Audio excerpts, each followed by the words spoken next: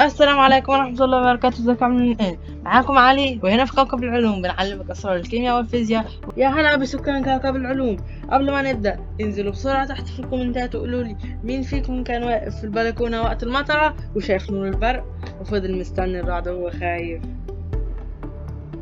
ليه بنشوف النور الأول وبعدها بكم ثانية بوم نسمع الصوت،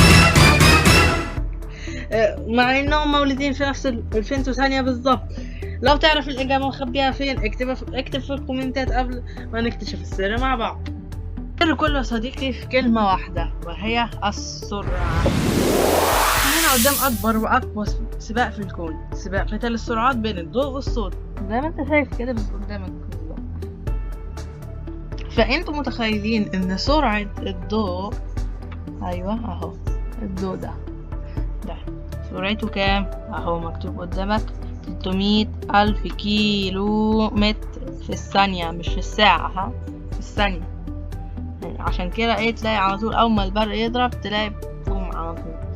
شوف اول واحد. لكن بقى تعالى كده نشوف بقى الصوت عامل ايه. الصوت اهو ماشي، الصوت بقى تلاقيه 340. تقول ماشي 340 كيلو متر في الثانية ده كويس، لكن لا اقول لك لا ده متر مش كيلو متر، ده كيلو متر اصلا وده متر. ده حتى لو ده 340 كيلو متر برضه كان هيفوق عليه، لكن ده كمان 300,000 كيلو متر في الثانية.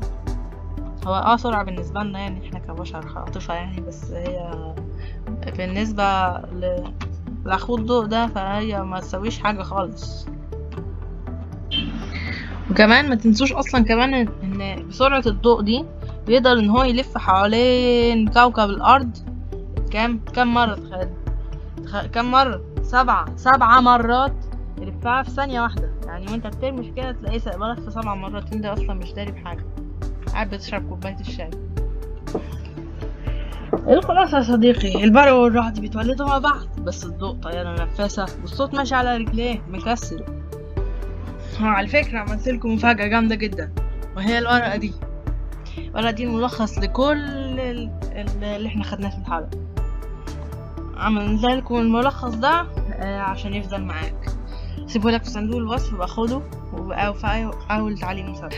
لو عجبتك المعلومة السريعة دي وعايز تتابع معانا حلقات كشف الأسرار، اخبط اللايك المتين واشترك في القناة وفعل زر الجرس عشان يوصلك من كل جديد.